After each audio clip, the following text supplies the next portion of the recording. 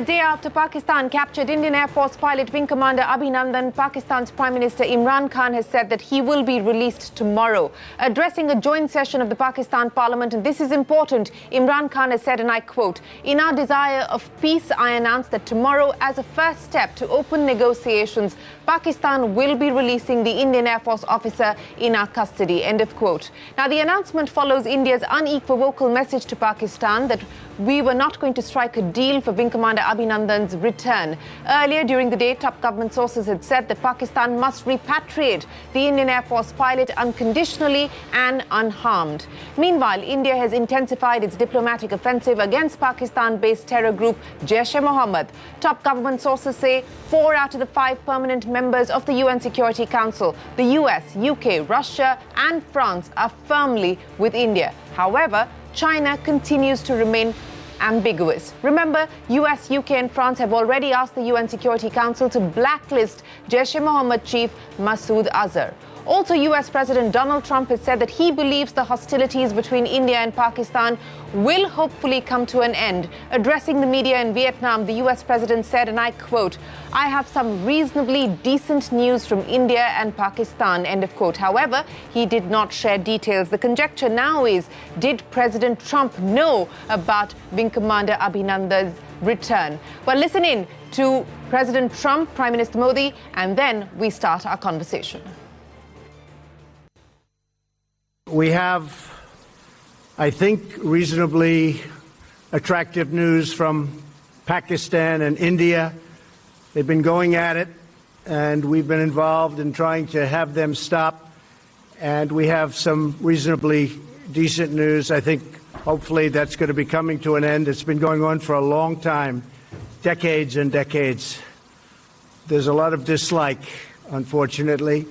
So we've been in the middle trying to help them both out, see if we can get some organization and some peace. And I think probably that's going to be happening.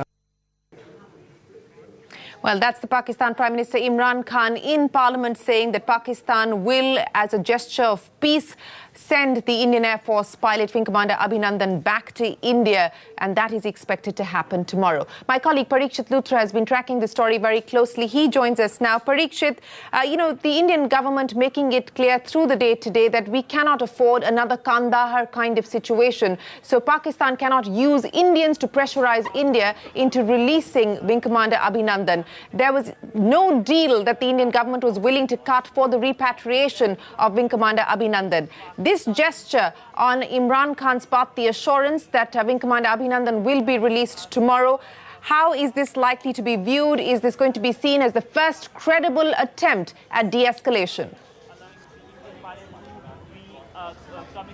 One thing is certain, the Indian government is not going to be seeming celebratory at all.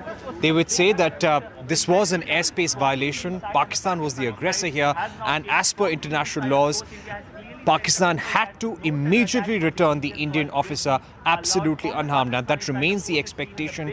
India is coming up with a statement right now. I saw officials of the Ministry of External Affairs going into the Ministry of Defence to brief them on the developments. There would be a recalibration of the Indian position. That's why this press conference by the 3 officials from different services was postponed, because the position is going to be changed.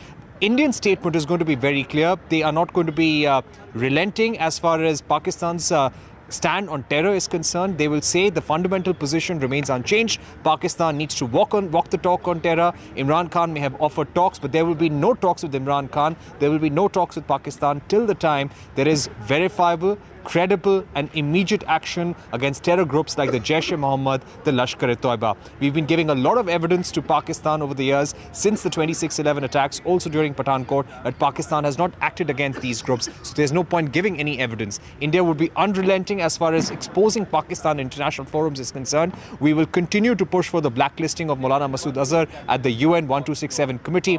We will continue telling global powers that Pakistan was the one who carried out an aggression against military installations in India. India had carried out a specific targeted operation against the Jaish-e-Mohammed in Pakistan, and that was completely in self-defense. So there is going to be no change. India would ask in that statement that our officer should be returned immediately and absolutely unharmed. But nobody is going to be thanking Imran Khan for that. They would not be welcoming it. They would not be sounding in any way congratulatory at all. There would be a muted, calibrated and careful response from India. This is what we're getting to know from our sources. As it should be a calibrated response, and I would hope that the Indian media would exercise a degree of restraint and reason as well in dealing with this development. Parikshit Luthra, appreciate you joining us here on CNBC TV 18 with the latest. It is now time for us to welcome our guests. We are joined today by Richard M. Rosso, Senior Fellow and Vadhvani Chair in the US-India Policy Studies at the Center for Strategic and International Studies. Also with us, Priya Pillai, international lawyer and consultant. With me here in the studio, former diplomat Talmiz Ahmed and the former Foreign Secretary Shashank, who is just getting mic'd up as well. Also with us, the retired Air Vice Marshal Arjun Subramaniam, and with us, retired Air Marshal P.K. Barbora. Gentlemen and Priya, appreciate you joining us here on CNBC TV 18. Talmiz Ahmed, if I could start by asking you, as I was asking my colleague Parikshit Luthra, the fact that Pakistan's Prime Minister has now given an assurance in Parliament saying that as a gesture of peace and to open up negotiations with India, they will return the Indian Air Force pilot in custody. Do you believe that this is the first significant, credible step towards de-escalation? Yes, I think it is. This is a goodwill gesture. It is a signal to us that Pakistan will now de-escalate. There were concerns yesterday that the war scenario could expand and could become quite horrendous as far as the two countries are concerned. I think that appears to be behind us. But now the real hard task begins. And the real hard task is, what do we do with the Pakistani armed forces and their nexus with the extremists? It has been, the jihad has been an instrument of state policy. Yes. They have used jihadis against India as well as in Afghanistan. And some of the institutions that they had set up have been used for training purposes, and jihadis have come from different parts of the world. The attack upon Mumbai indicated very clearly that all the states in our region are vulnerable. And now what do we do? This is the main challenge for the international community, not just for India. Yes. That how do you detach the Pakistani armed forces?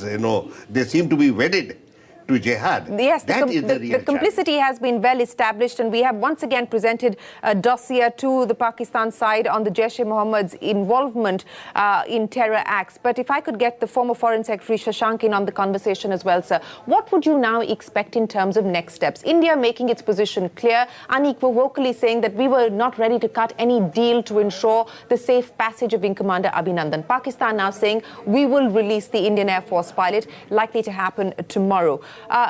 Perhaps one sign of not moving on top of the escalation ladder. What would you now expect in terms of next steps, sir? I would see that Pakistan has made a goodwill gesture.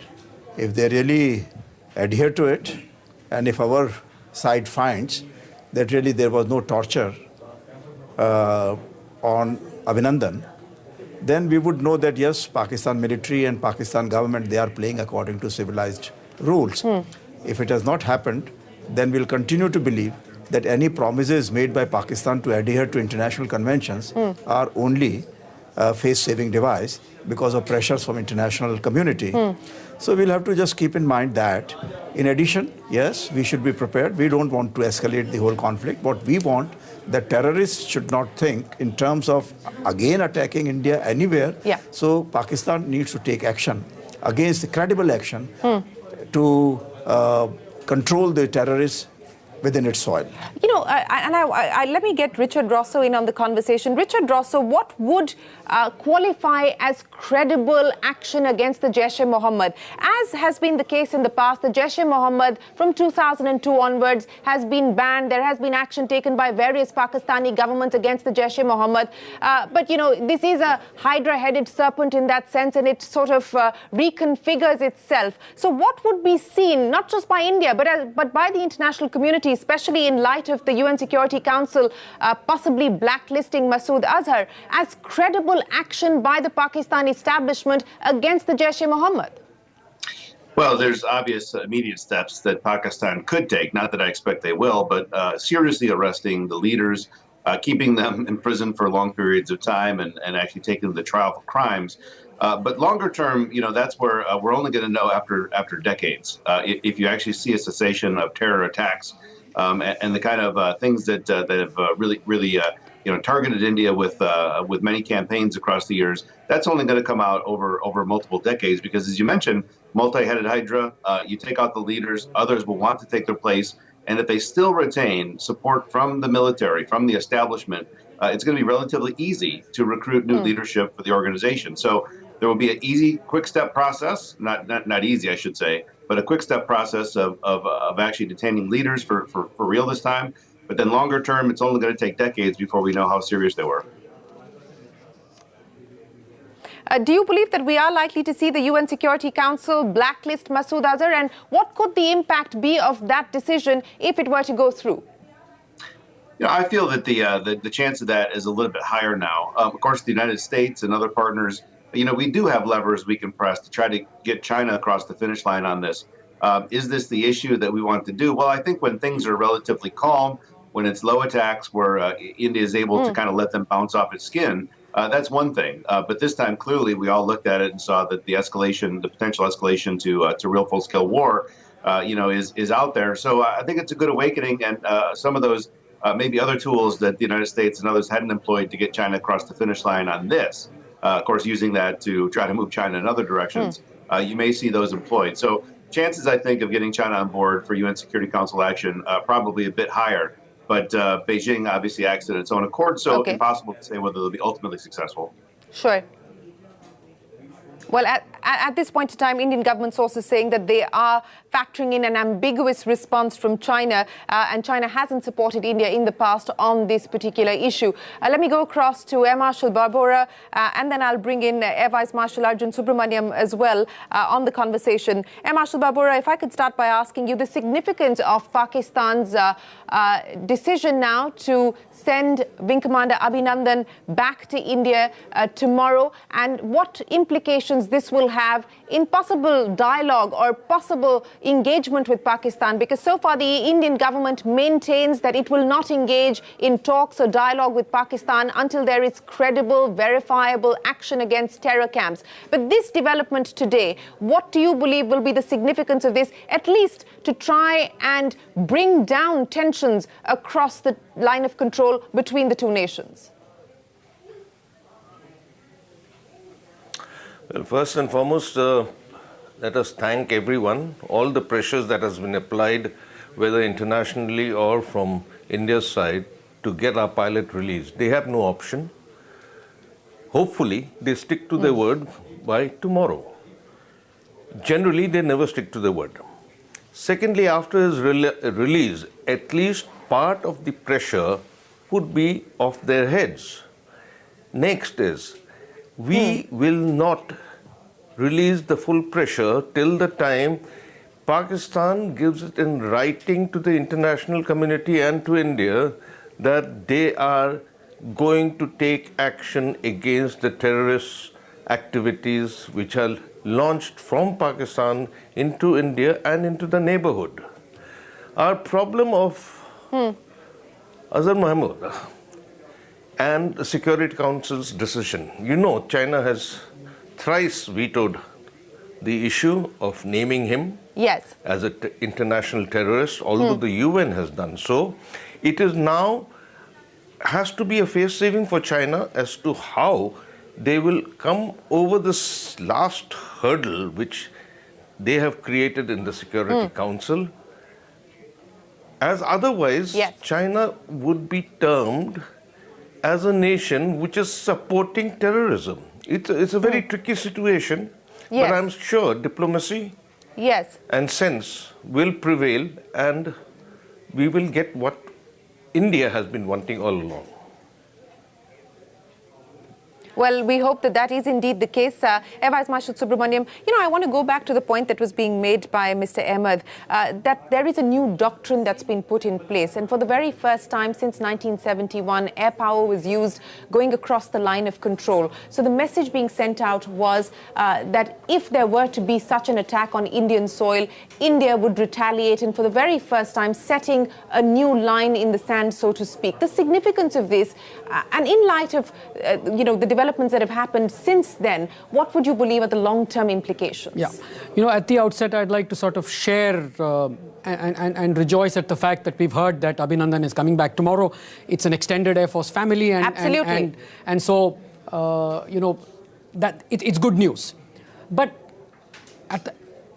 on the larger issue, I remain a skeptic based on Pakistan's record over the last 30 to 40 years about walking the talk. And therefore, I won't say that this is a major goodwill gesture. I think these are just baby steps in the ladder, up the ladder of negotiation.